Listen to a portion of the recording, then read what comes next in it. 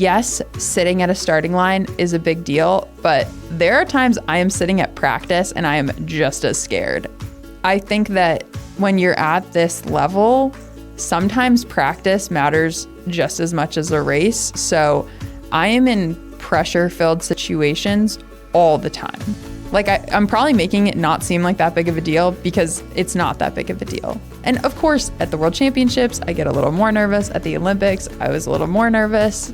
But at the end of the day, it's still rowing. It's still the same thing. So I think making it out to be this huge thing in your brain and having, to do all these things that are out of the ordinary wouldn't make you go fast. Like, it would make you flounder.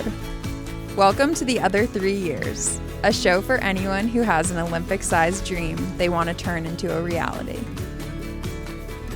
Hello, and welcome to another episode of The Other 3 Years. This week is an exciting episode. I sat down with my producer, Christine O'Donnell, and we just talked about the rowing World Cup that I just raced at.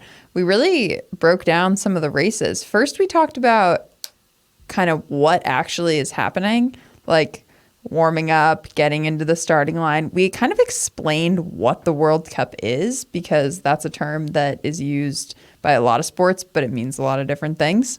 We talked about trash talking, teammates, feelings, emotions, how I felt about the races, how I feel about what's going to happen next in my summer. And yeah, it was fun. It's always fun with Christine. And I think you guys are really going to enjoy it. So let me know what you think and have a great day.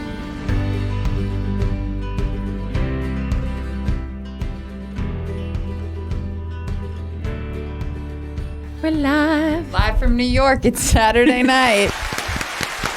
Live from New York. It's Thursday at 3 p.m.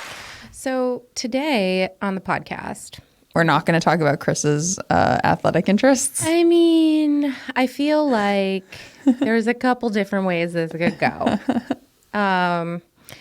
I really wanted to ask you questions as your producer about what it was like in Italy this past, was it like a week ago now? 2 weeks ago? 2 weeks ago. How many races was it in a day? We raced in 2 events, so it was 6 races total, 3 in the double and 3 in the quad. So I was wondering if we could maybe go back there and relive it together in this podcast. For sure. The World Rowing Cup 2 just took place in Varese, Italy. Yes. So we can give a little bit of background. Yes. So, because I actually just had someone ask me about this. So all sports are different is one thing I'm gathering. Like all Olympic sports are different.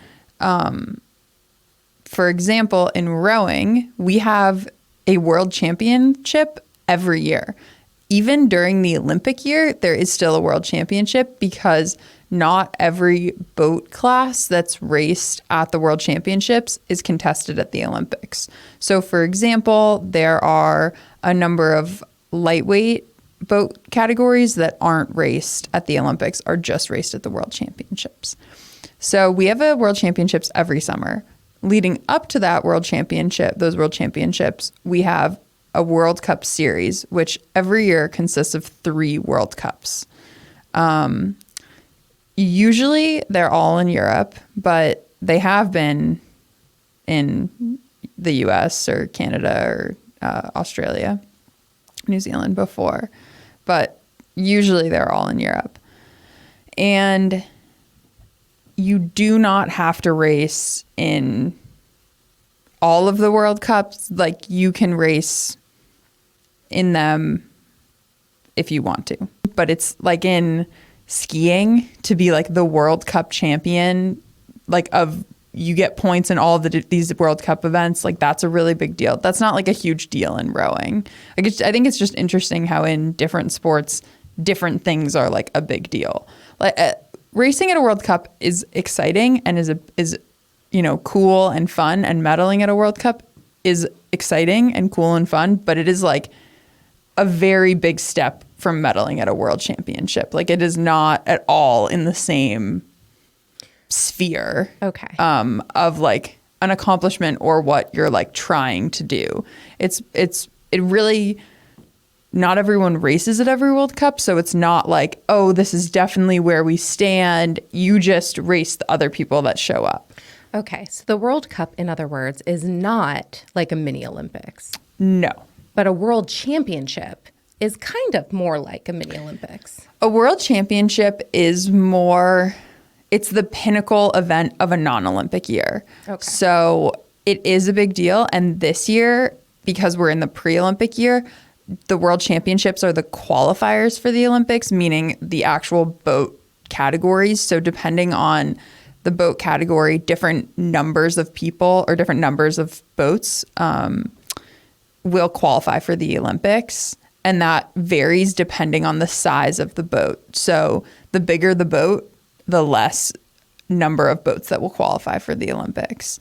So right now, it's really kind of an interesting thing because this year we want to make the fastest boats, but we also want to make boats that will qualify for the Olympics. So it's a little bit of a game in just knowing what other countries are prioritizing, what we're going to prioritize. I don't make any of those decisions. There are people that are paid a lot of money to make those decisions, but it is just a slightly different thing. And like the World Championships will be, I mean, they were always really competitive and intense, but this year, because it is Olympic qualifier, like they will be very intense because it's a really big deal. Got it. Yeah. Thank you for that. It's really helpful to like get this understanding, and not just for me, because I hope for our audience as well, because I do have experience in the rowing world. I was, but it's different in college, but it's like a whole different thing as an elite rower, like as an adult outside of the collegiate world. And then it's so crazy that it's so different from other sports. Like the women's soccer team just got named to the World Cup team, and for that, like in soccer, the World Cup is like a bigger deal than the Olympics. So it's all, and there's only one World Cup in soccer, and it always happens the year before the Olympics. It's all we use the same word or the same title for things that are actually different. Like when I talked to Julia, they have like 30 or something World Cup races throughout the season. So it's just really different. Wow. Yeah. How are we supposed to keep up? I don't know. I don't know either, but the fact that you guys came in second place by 0.07, not even, was it 0.07? Yes, yeah. 0.07 seconds in the doubles race behind China, at least for me as a viewer, it was amazing. And the day before, was it that day before or 2 days before the qualifying race where you guys beat China? We raced China in our heat, and we did beat them. That was also really awesome to listen to. I have the audio recording. I think that sometimes they try to make things sound a little more intense than they actually are. But I appreciate that because I do think that rowing is a pretty exciting spectator sport, but we just struggle because we're still a bit of a underknown sport. So I think the announcers do really, especially at the world champion, like the world rowing circuit, they do a good job making it as exciting as possible. But it is funny, you'll be in the boatyard and they're like screaming, like, ah, and you look over at the race and it is not that close. You're like, I don't know if this really warranted this amount of enthusiasm, but I appreciate it. I think that people are screaming because they think that it will help you go faster. Oh, no, I mean the announcers. Like, they're like, all right, here they come. It's just, but there were, like, in the finals, there were a lot of really close races. Our race was that close. The lightweight women's double was also 0.08 seconds. So I think there were a few others that were less than a second, all very close races, which is exciting. If we could just pick one of the two races, I was hoping we could pick the doubles race and kind of talk through the heats process, the qualifying for the grand final process, and what it is like to actually be at the starting line as the rower who's there out in the water away from everything, because it's very, I imagine, like very quiet for you. Yes. And so, but for us on like the sidelines, it's so loud and exciting. Yes. But it's a completely just different vibe when you're out in the water. Yes. Rowing That's something up I've always to- really liked about rowing. Me too. Can you describe what it's like rowing up to the starting boats? And So so we'll start with the heats. I think there's a few things just base about rowing that I've always liked that are different, that's different from sports I played growing up. And one of those things is that the coach can't call a timeout or talk to you while you are rowing. I mean, obviously during practice they can talk to us, but during a race, our coaches they say goodbye to us on the dock, and then we run our whole warm up. We get to the starting line, we race. We don't see them again until we've cooled down and come back to the dock. And there was nothing that frustrated me more growing up than, when I was playing soccer or basketball or something, and I'd make a mistake and I'd get taken out like immediately. And it's just when you make a mistake, all you want to do is try to fix it. So that would always frustrate me. But in rowing, they can't, if I'm behind and they don't like it, they can't say, time out, we need to run this play instead. We need to do this. Like, it's all on me to just, if I can fix it by the time I get to the finish line, then, nobody really cares. But that's kind of a side note. You push off from the dock. So the last time the audience really gets to see you is you say bye to your coach. You The walk audience. Yeah. Like the people, like my parents? Yeah. Your Oh. parents are watching. They're spectators. Oh, they wouldn't come to watch us shove off from the dock. They would just no? come to watch the race. Okay. So that's the other thing. Well, I don't know. Things are very separate.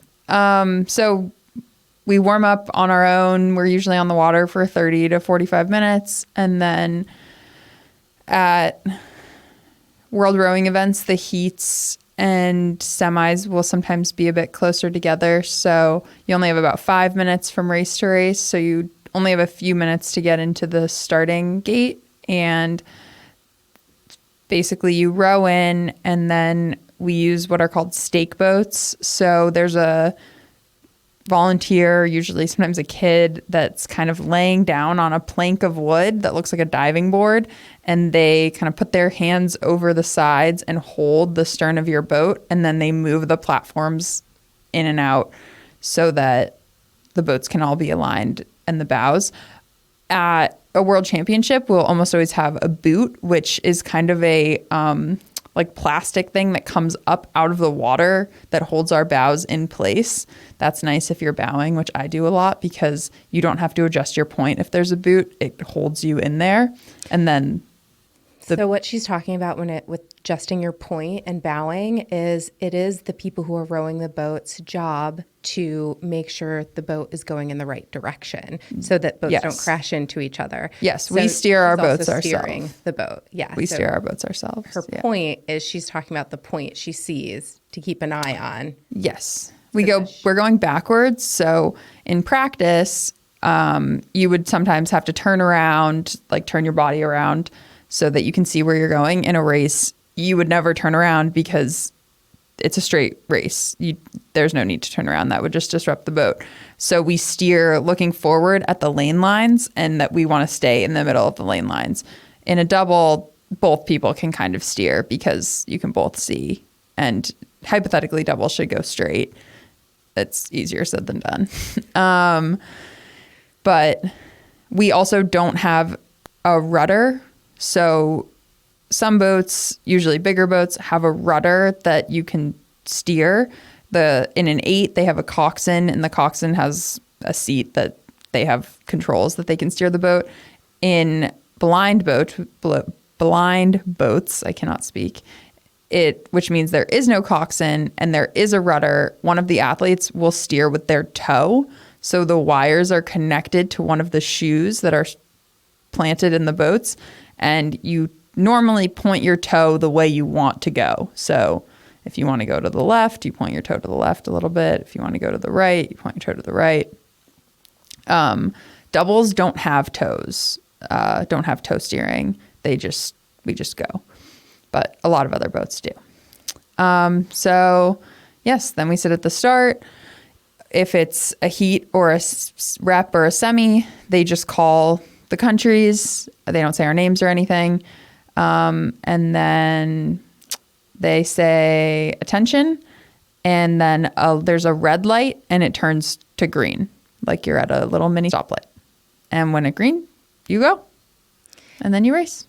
So when that is happening, can you describe like what are the things you feel?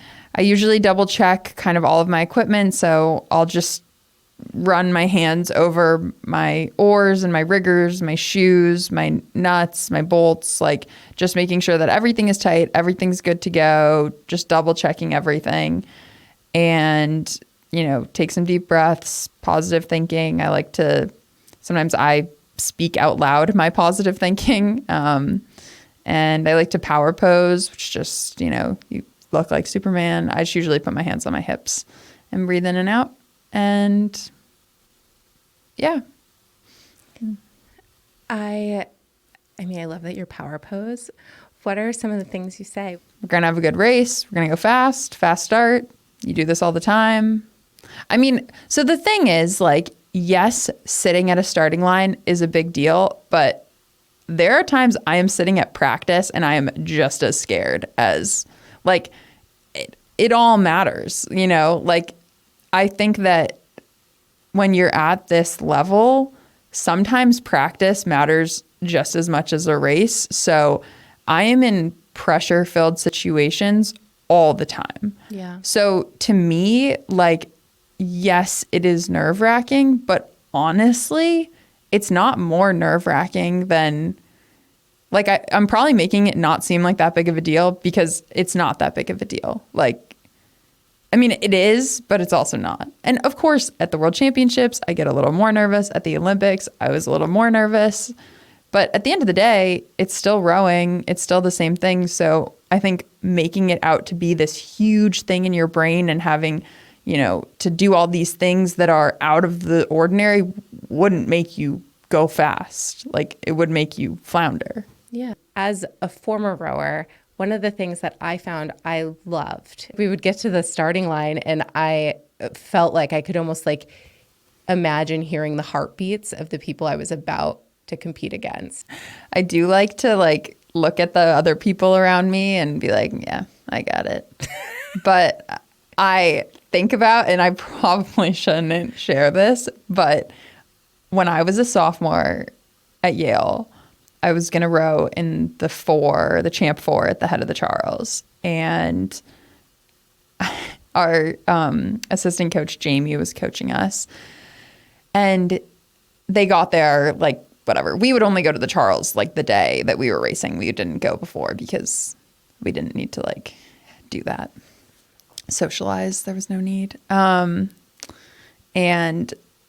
he sent us this email that was like a pic. We were starting behind Notre Dame, and he sent us this picture of this girl like holding this Notre Dame 4. They were going to practice or something, and was like, this email was just like, "Hi, I row for Notre Dame, and I can't wait for Yale to kick my ass on Sunday." And then I remember like seeing Notre Dame on the water and being like, yeah. She can't wait for us to kick her ass today. Like, and for some reason, that little like tidbit goes through my mind all the time at the starting line. Or not, maybe not even at the starting line, but like we'll be like warming up and I'm like, psh, got it. Yeah. Even if, I don't actually really feel that way. But you kind of do. I feel like, so this was one of the things I was wondering because you don't have coxswains. And I rode in 8s and 4s, sweeping, not sculling, but there's somebody like screaming motivational thoughts at you throughout a race. Mm-hmm. And I one of the things I'd like to do is play back some of the race and wonder, like, what were some of the things that you and your doubles partner were thinking to yourselves, or were you thinking or saying things to yourselves during the race? I don't even know. You don't remember? I mean, I remember, I think like all I think now is, cues to keep us in the rhythm. I count if we're doing a move. At one point I was like, we got to go now. Like, but it is different. And I will say I've been in coxed boats more recently. And I'm like, what are these people talking about? like shh. I'm used to way more silence in my head. So my my coach, a few years ago, listened to a podcast with Shawn Johnson, the gymnast, and she was talking about how when she would do routines, somebody asked her what she was thinking about, and it's more like tuck, pull, strong, these cue words that you think as you're tumbling through the air. And obviously I'm not tumbling through the air, but those kind of just cue words and cue thoughts to keep me in my rhythm, to keep us in our rhythm is more of what it is. And I think, it's kind of that and pushing out negative thoughts, which I guess is a form of positive thinking, but I'm not like, coxing Sophia. I'm not like, oh, we got this. We're, I can't even remember what moves we would do, but they were hilarious. I mean, in college, it was amazing. We would do these and I was like, it was fun, but I don't know. It's a different world in elite rowing where I do think that the bigger the boat, so this was an interesting thing. I think the bigger the boat, you do need a little bit more of those moves and that race tactic and stuff. Like in small boat rowing, it was described to me as kind of a chess game. So you can respond to moves and it's more of a back and forth game. In big boat rowing, you got to strike first and it's hard to come back. That's what, we learned a hard lesson in our quad. In the heat, we let GB just row through us. And I think we are all small boat rowers and we've done a lot more small boat rowing recently. And it was like, oh, okay, we'll get them back. But then they opened up too much. We couldn't get them back, and they're a fast crew, all credit to them. But we were not as tactical as we needed to be. And I think that's something that's a difference between big boat rowing and small boat rowing is you need to have more of a attack plan versus I think in singles and doubles, sometimes you can kind of play the game more and races can go back and forth and it's easier to move when you want to. So that's a good point. And also what a gift to have that knowledge now before the World Championship. Oh, yeah. It sucks to learn a lesson anytime, really. That was the other thing about this whole regatta. It was exciting to come in second in the double. It was exciting to medal, but the quad really did not perform the way we wanted it to. So I didn't feel oh, this was just an amazing, also we literally beat China in the heat and then lost to them in the final. So it's kind of any way you look at it, it wasn't 10 out of 10 experience, couldn't have done any better.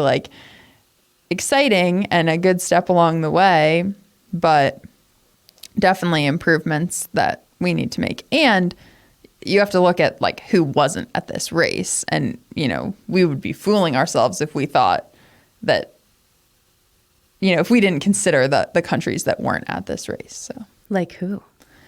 In the double, there's the Romanians, the Lithuanians, the Kiwis have one of the women that raced in their double in Tokyo back, with another fast person that also medaled at the Olympics. I think, the Dutch are in the quad right now, but who knows what's going to happen? It's. And then the Irish are fast. The Austrians are fast. I'm probably forgetting someone. The absence of a compliment is not a Insult? Yeah, that was from Coach Kat. So if you were not mentioned, just know that. Oh, yeah. I mean, I don't think any of those people listen to this podcast. What do you mean? But if you do, hey.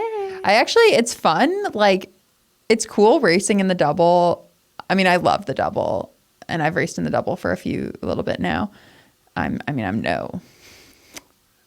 It's not, I have no whatever to it. Could be swept up away from me at any time. But it's fun to like see people, like the same people that you see like again and again. So that's cool. Like one of the women that was in the Australian boat, I'm pretty sure raced at the Olympics in the double. I was like, I think I recognize you. We're not friends, but that's okay. Did you hug it out? I tried to talk to the girls from China in the medals area. They did not speak English. Oh. Yeah. I think they didn't understand what I was saying at all, but that's okay. Did but they smile? They were very friendly, but I failed at talking to them. But the French girls were very nice. They had very fancy French braids in their hair, and I was like, I like your French braids. It is kind of funny though. I don't know. Rowing is so funny. Like you see the same people, but you're like, I don't really know you. And then you're like, should we be enemies? Frenemies? I don't know. Who knows? I mean, I think competition is good because it makes us all faster. Oh, 100%. I was actually just doing an interview with these two volleyball legends. And Volleyball legends. These coaches, these women are in, I would say, the golden years of their lives at that stage. Okay. And so in other words, they're like in their 70s. Amazing. Yes. And they're like former NCAA. And I think I will do great in my 70s. Coaches. So I make it that far. I was listening to like some of their life lessons and some of the quotes that they would share with their teams. And she was like, this one coach was saying, one of the things that I would try to do was empower the women on my team to be powerful. Love that. To give them permission to talk trash about each other, to give them permission to be aggressive. Some women sometimes just need permission to go there. And I would love that when I would see the girls on my team, because you can go there and then you can come back from that and then like put your arms around each other and be like, good race, good game. And I think it takes a level of trust and kind of commitment to get to that place though. Yeah. Because I think that sometimes like you just don't have the relationship and the connection to get there. With someone from a different team or from on your own team? I think even from your own team, I think it can take a little while to get to that place. I think it's hard because in a sport like rowing, like in basketball, it's so easy to talk trash. I mean, but you're literally like hitting people, and oh my gosh, basketball, I mean, I played basketball a long time ago when I was in high school, which was many years ago. And the way my high school gym was set up, there was this little hallway behind it that you could also get to the locker room from. And where our team locker room was, you would take that hallway. And there was a water fountain in the hallway. Mm-hmm. And we would always go there to cry, which sounds sad, but like I don't think it was in a sad way.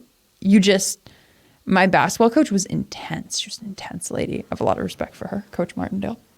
Hi, Coach. Yeah, she definitely doesn't listen to this. I don't think she liked me that much. But, no,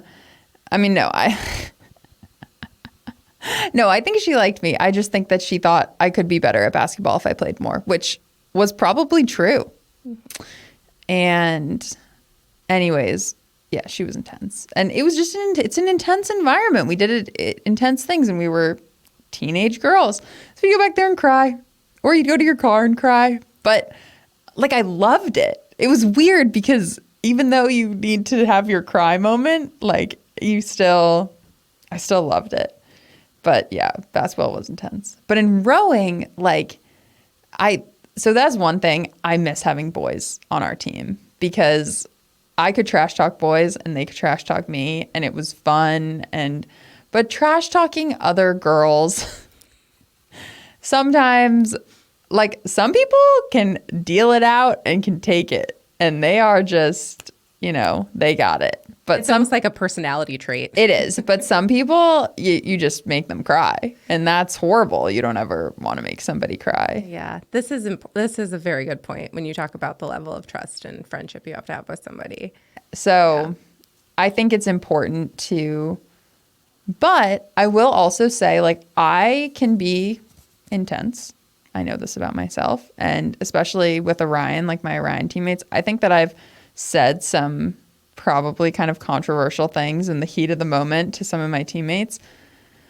But honestly, like they're probably things they needed to hear. And does that give me the right to say them? Absolutely not. Absolutely not. I am not a coach. I was probably in the wrong, but I don't know. I would want somebody to say something to me. That's right. And I think they have. Mm-hmm. So. See, you guys are helping each other become better. Yeah, we are. Through the confidence that you're gaining and, when you criticize each other. It never feels good to be criticized. No. But I have appreciated with Orion, we've spent a lot of time talking about our feelings. No, but we're a big team of young women and I've learned a lot from my younger teammates. They are empowered in a way that I feel like I am just on the cusp of that generation. What do you mean?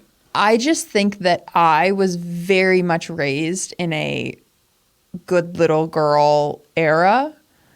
And I think that in the 5 to 10 years younger than me, women have been way more outspoken. So I've lived through, so have you. So has my mom. So, but, and not to say that women weren't empowered before, I just feel like there is a little bit of a difference and it could also come from the family that I grew up in, the place that I grew up, way that I grew up. But I do notice a lot more of their ability to speak about what they need, speak about what they feel, which I think is a great thing. I think sometimes there's a little bit of a line that's crossed into complaining, but I think for the most part, it is like a really solid thing that men do all the freaking time. Like men need something, they just say it and then they get it. Mm-hmm. They don't feel the need to have a trust circle. They just literally talk about what they need or demand it, and then it happens. It's a good point. And I also was raised in the be a good girl era. So I feel like that's like the person I was raised to be.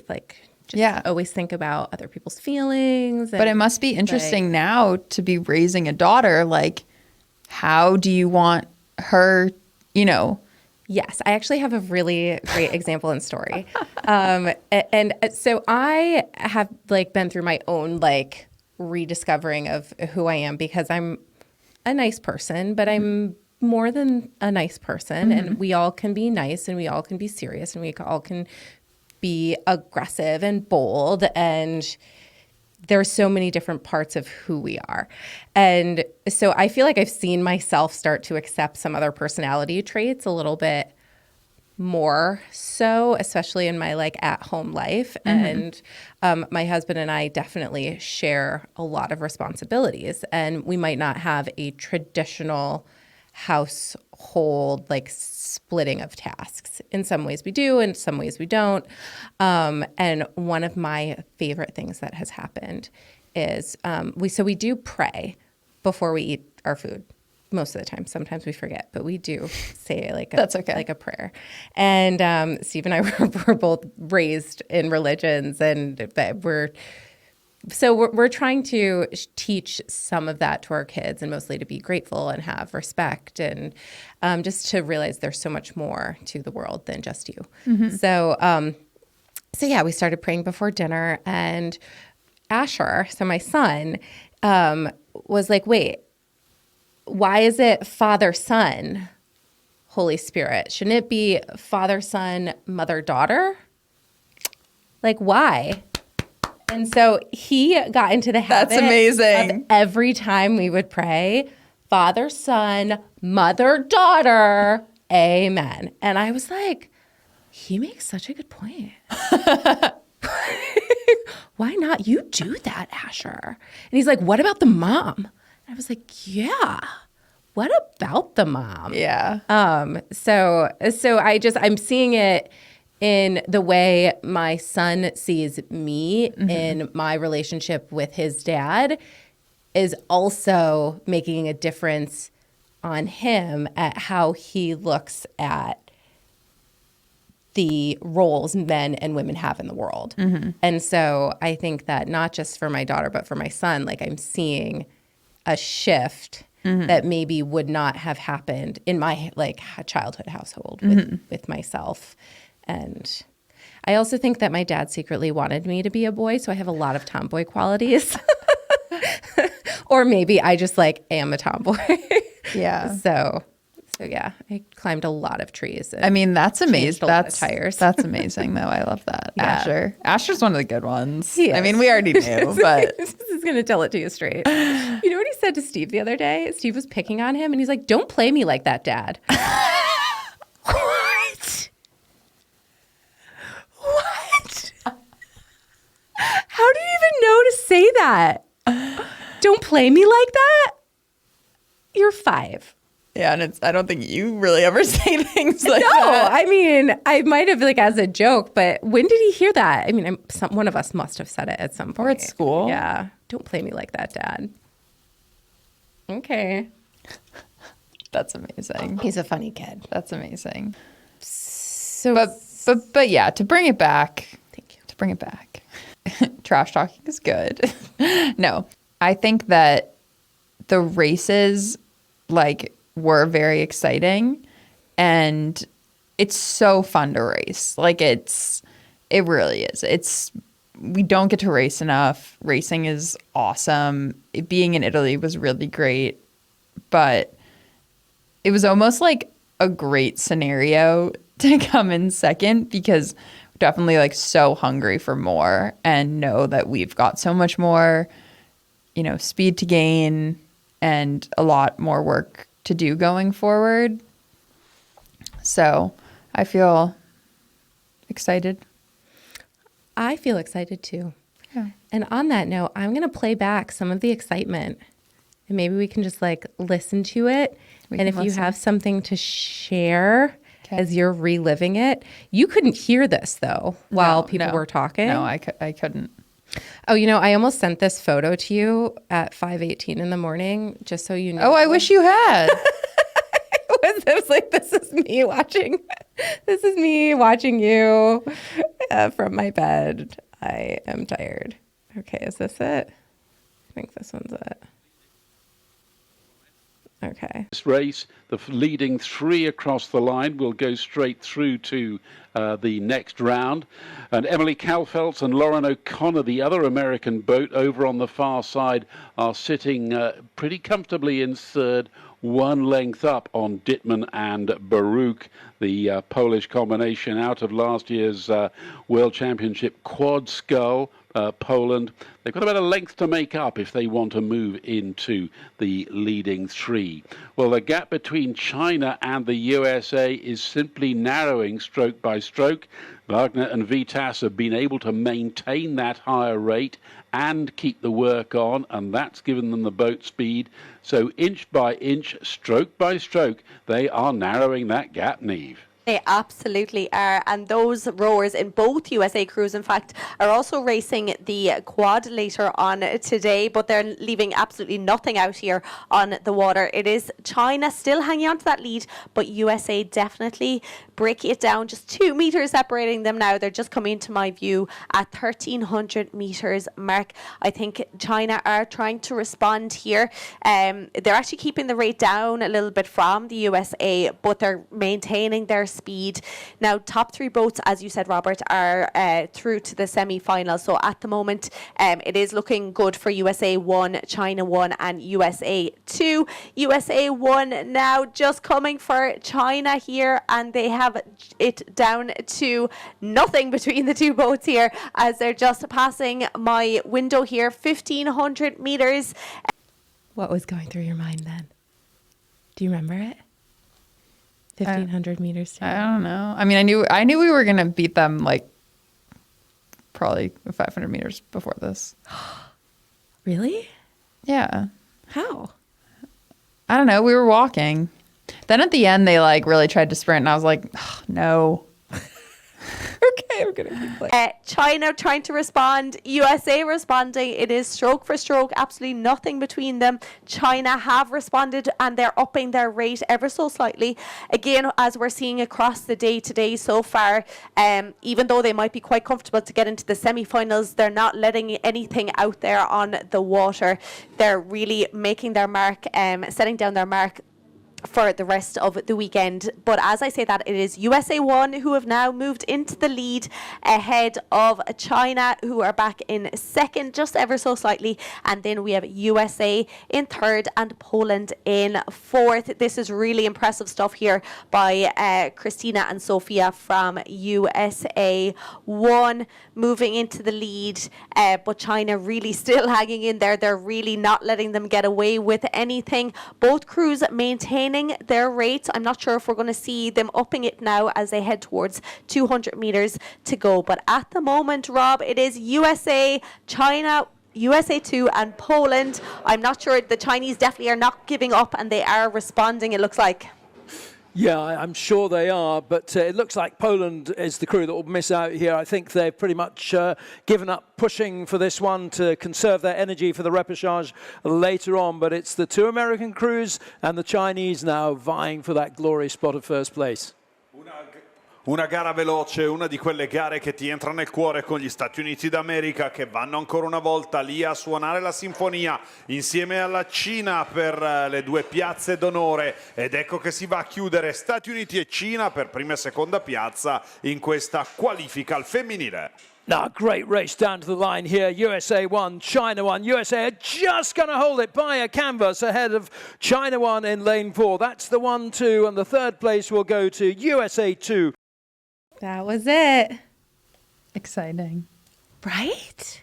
Yeah. Yeah. It's fun. Rowing's fun. It's fun to do a 2K next to another boat, and they were fast. I mean, we were all fast. Now next weekend, this weekend is World Cup 3. So I'm hoping we get to see some good rowing there. Some new results. Where's that taking place? Lucerne, Switzerland. Ooh. Beautiful place. Why did you go to World Rowing 2, Cup 2, instead of Cup 1 or Cup 3? I do not make any of those decisions. So you didn't have to win to qualify for the final. Did you ever think at that point of just kind of taking it easy and letting the Chinese win, knowing that you could beat them so you could conserve energy for any of the other races? Or were you like, no, there's no effing way, we're not going to win at this point? Well, we weren't going, like, that's the thing. Like, we weren't going crazy. Like, I know it sounds very intense. Yeah. And the thing is, we're so fit and we trained so much. Like, we didn't sprint. I don't think the Chinese did either in that race. Like, you have the capacity to do these races. And it's better practice to get the races done or race a full race, because that's what you have to do with the World Championships or the Olympics. I don't know. I've always been a believer that you just race. Like, shutting it down is mentally very challenging, because say you think that you're going to be able to and then you can't, I don't know. It's just a slippery slope. I agree. But I know that there's a strategy in everything. So I just was wondering if you and Sophia found yourself being like, should we? Nah. and you were just like, let's just take it to the line. No, I mean, I think we always want to win. Yes. Okay. Now I've got your grand final video. You ready for this? So this is the final for the double. Yes. 2023 World Rowing Cup start list final A. China lane 1. France lane 2. USA 1 Wagner and Vitas lane 3. China 1 lane 4, Australia lane 5, and USA 2 in lane 6. Emily and Lauren. Mm-hmm. Thank you for your tweets in and saying how much you're enjoying this World Rowing production. Thanks to Ben Pritchard in the UK, talking about Lauren Rolls. She's definitely the athlete that leads us all in training. PR2 women's mixed double gold medalists. Hope you're enjoying this, Ben. And we'll take you through these women in the double sculls. So it's the second Chinese boat over there on the far side. I think Martin's going to introduce all of us. Oh, I already did it. We can edit that out. 26 years of age. Coached by Wonky Quinn. Here, why don't you look at it and hold it? Trying to come here with such a strong team. Like, It's one of the top French boats. I don't love watching my races. Why? I don't know. Nati from Aviron Grenoble, Bellil from Le Havre in Normandy. Is that the braids? So here's the first USA boat. They've raced me. the women's quads earlier today. There's Sophia. She don't look at her hat. She doesn't like wearing a hat. She said she doesn't think it's a good look. I told her she looked good. She did. Massachusetts. Does. Graduate of Yale University, the Bulldogs. Your big breath. So Martin always talks about the fact that I went to Yale. Does he? They all do. It's funny. Strong. The women's quad nice. favourites here. Lu Shiyu in the bow seat, junior gold medalist back in 2016. And Shen Chung Mei, 25-year-old. There's the Australian double. Laura Gooley. It's weird when I look at this, I think of the kind of tans they're going to get. Like uni tan versus t-shirt tan. We have to wear the t-shirts in the final. Oh, yeah? Why? I don't know. They give them to us. They have sponsors on them, I think. Quad. So Emily Calfeltz, 26 years of age, from Jamestown, Rhode Island, and Lauren O'Connor from Belleville, Wisconsin. Went to the University of Wisconsin. Do they call them the Badgers over there? The Badgers, Wisco. The Badgers, yeah, Badgers, Wisco. It's Wagner and O'Connor who won the trials from Vitas and Calfeltz, but these women have teamed up. Would it be Isabel Jacobson who coaches this boat? Yeah, that's right, Martin. Yeah, coached by Isabel Jacobs. She's the head of the high performance sculling group. Named not long ago, works with Eric Catalano, the Orion founder, where Kristi Wagner rows.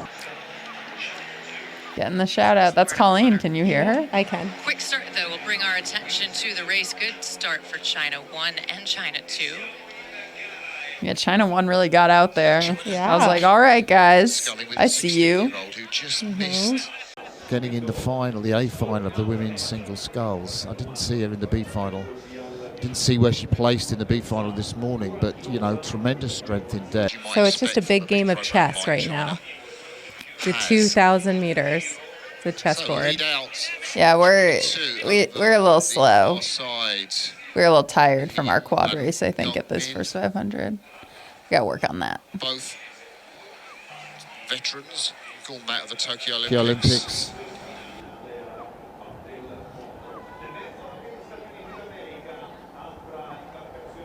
Yeah, good for China too, continuing to open up that margin. They're really pushing away from the rest of the field on the far side. And ever so close behind them, with, again, the exception of that China 2 crew. France, China 1. It's China 2 rowing, I think, in that Philippi boat over there. I did say there were veterans of Tokyo Olympics. That's, of course, is China 1, Liu Shiyu and Shen Chongmei, who are now in second position. And interestingly enough, the Chinese team, China 2, or China 1, you can tell, they are rowing in a yellow boat, an Empacher boat, and China 2 are rowing in a Philippi boat. So it's a match-up between the Italian and German boat manufacturers. There's the two Australians, Laura Gurley, the 21-year-old closest to us, forced to train on her neighbour's irrigation zam while in Narrabee during 2 lockdowns for COVID. And all that's behind her now. And tracking the French, tracking China 1 in the yellow boat. It's a good start for this China 2. Yeah, they are being rowed through by the first Chinese double. And there we see the stroke. Shen Chongmei, the 25-year-old. So at this point, y'all are 6th. 5th, I think. Oh, yes, excuse me, 5th. Did you just switch from 5th to 6th? I don't know. Oh, okay. Yeah, I'm sure we were in last place at some point. In the women's double last year, I think Liu Shiyu behind her is such a strong. I'm like at home, athlete. like my legs like went like this. Last year, Go. to the World Championships where she was put in the single. She performed in that. She finished 4th in the A final. Bow ahead for the first time over China 2. France and Australia, a bit of a tussle just behind them. The Americans in it as well, of Kristi Wagner, Sophia Vitus. It's fantastic, isn't it? 5 crews really close up. Australia right in it. And Bateman and Gurley in their rhythm, just confident in what they're doing. And tracking the race leaders from China 1 in the yellow boat. China 2 just dropping back slightly. They're still in second position. Australia are coming through. The French are right up there. USA 1 is right up there too. Vitus and Wagner. Don't know what their legs are going to be like in the second half of this race, because they've raced the quad in the B final of the quad, which they did win. They beat Australia, Olympic bronze medalists. Look across there from Amanda Bates. And Wagner. This is when things started to change, like for me as a viewer. So let's take a look at the Australian boat. There they go. Doesn't matter where you are except at the finish line. Really nice straight arms. I mean, I don't know. No, it would have been great to be. People always ask me that. I'm like, no, it would have been great to be winning the whole time. No, we knew our start wasn't going to be amazing because we had already had a race in our legs. So, yeah. Really nice straight arms that come out to the front end. Beautiful pickup. We like to move during the third 500. And credit to their coach, Hallie Chapman. And the Americans just coming through. We'll have a quick look over at them. They've been able to overhaul the Aussies and the French, currently in a silver medal contention. Yeah, Wagner and Vitus have really got something on through the middle thousand. You know, I think if they sense they can win, I just wonder, we had a conversation, didn't we, about the wisdom of coming here and doubling up in the women's quad and the women's double. And, you know, if a double is that quick, and they've already raced in the women's quad, you think they might be kind of toe-to-toe with China 1 out there in the lead. But we are passing through the 1,500 metre mark. 5:02, it's about 6 seconds off the world's best time pace. Quick time, but... So are you looking at them out of the corner of your eye, seeing you're bowing the boat? Yeah, you could just tell. Yeah, you can like feel that they're there. Yeah. Time, but it's not going to beat that record set by the Australians, Alderson and Keogh in Amsterdam back in 2014. There are the leaders, and she's really digging in. Shen Chongmei, isn't she? The 25-year-old Liu Shiyu looks a little more cultured in the bow seat behind her. The single sculler, as our drone gives us a shot. The Chinese double out in front. Can't see them getting beaten with Liu Shiyu in the bow seat. She looks so strong. Look at her there, Liu Shiyu on the left of the picture. She's really got it back through the Americans. Where have Wagner and Vitus found that sprint from? They are coming back on China 1. I think it's going to be a bit too late. China 1, I've got about 50 centimetres over the Americans. China 1 will come up and they will take it from USA. If they hadn't double up in the quad, that could have been USA's gold medal, I'm sure. Amazing finish from the French double, Bailey and Lunati. They did get that fillip of a medal. Broke the hearts of the Australians. Bateman and Gawley had done everything right until the sprint for the line. China are unsure. Yeah, we're tired. An amazing effort from the Americans. Wagner and Vitas did 6:41 and they doubled up in the women's squad. It's no wonder that Sophia Vitas is lying back in the boat. Yeah, absolute exhaustion. You can see them just having a moment with one another. Wow, France really came out, didn't they? Like, I thought the Aussies would take it, and France. I mean, really pushed it's fun to race. It was fun to spread. It's an exciting race. It would have been exciting if we had won. I kind of thought we had won. Like that was a bit frustrating because like you don't. So the weird thing about rowing courses is they put like these giant buoys on the finish line, but they're not on the finish line. So where the finish line is actually a bit sooner. So I really thought we had won, but. It was so exciting because it was like, holy effing crap, where are they coming? Like you just like, it seemed like you came out of nowhere. Like you didn't come out of nowhere, but it just was like such a power move towards the end of the piece. And it was very exciting. Yeah. So it was an exciting race. Yeah. Was that your first time rewatching it? No, I watched it the day after. The day after. You're like, dang it. If it was one stroke more, it would have been yours. Yeah. Dang it. It's okay.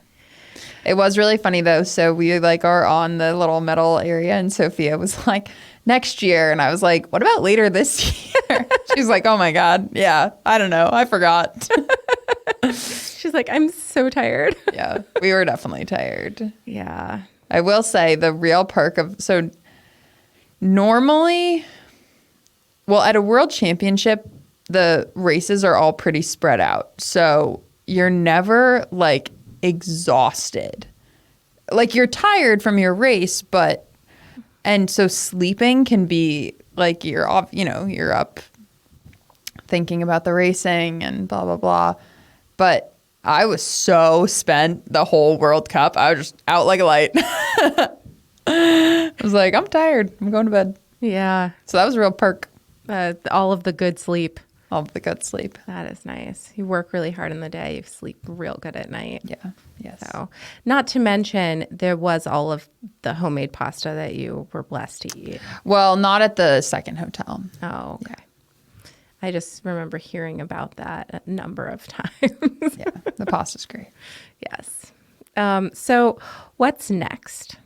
So, at the end of this week, so at the beginning of July, that's a better way to say it, I will be going back to Princeton, New Jersey. And as of right now, I believe that Sophia and I will be rowing in the double. And we do have to race at a trial because of we will be racing at a trial. The selection procedures say that's what we do. So we will race at a trial, which is kind of the end of July, the 27th or something like that. So we'll go and we'll practice and race and knock wood, hopefully win, and then get to go to the World Championships. And the World Championships is happening in the first week of September in Serbia, in Belgrade, Serbia. Wow. Yeah. Awesome. Yeah. Yeah. So I'm really, last week was sort of a reset rest week. I mean, obviously we did some rowing and some activity, but it felt really nice to have a bit of a rest week. And then this week, it's been nice getting back into the swing of everything, but being home and just being able to row my single and be more in my comfort zone has been nice. And just to have, 2 weeks at home and with Chris and everything instead of one has been really great. And then we'll go back to Princeton, back to the Residence Inn, Ooh. Yes, living in a hotel seems glamorous until you do it literally all the time. And then you're like, my God, I don't want to live in a hotel anymore. Which isn't to say, U.S. Rowing, I'm very grateful that you put me up in the Residence Inn. Thank you. And thank you to all the donors that help with that. Thank you very much. But yeah, it can get a little bit. Princeton is tough. Like the rowing stuff is good in Princeton, but it's a little bit hard because there's not that much going on there. We live next to a mall, and last summer, I literally walked around the mall like almost every day. I called it hot girl walk, my hot girl walk in the mall. Yeah, and I would just go into the Anthropology and go into the sale room and be like, anything new? Any new mediums? Any new mediums like shirts? Just like anything from Anthropology. I love Anthropology. So you like to wrap these up with a quote. Oh, we're going to do quote of the day or quote of the Yeah. episode right now. All right, let me Yeah, consult my notes app. Do you have takeaways from the World Cup 2 that you want to share with the audience? A bunch of us that raced in the last Olympics, the U.S. did not win any medals. And, that was failure, U.S. team, blah, blah, blah. So, and then last summer, a few of the boats medaled, but really not that many. And it's really hard because, we're all doing everything we can and we're trusting the process and the coaches and the staff. And I think this World Cup was just a stepping stone, but a good stepping stone, and showed that we're moving in the right direction. And I just feel really grateful to be a part of this process, and also really happy for all of my teammates and friends and people that are accomplishing things alongside me accomplishing things, because I see, we see how much work we put in, but how much work everybody puts in. And I think it was just exciting that there were so many boats doing well, and that we can just keep that truck rolling. Yeah. All right, let's see here. I think you'll like this one. It is from Relentless, Tim Grover's book. When you're great, you trust your instincts. When you're unstoppable, your instincts trust you. Ooh, I like it. Yeah. This reminded me of, I do think about what grew up a Celtics fan, and Doc Rivers always says, pressure is a privilege. And I think that at the starting line sometimes. Like, it's a privilege to be here. Pressure is a privilege. Yeah, that's a good point.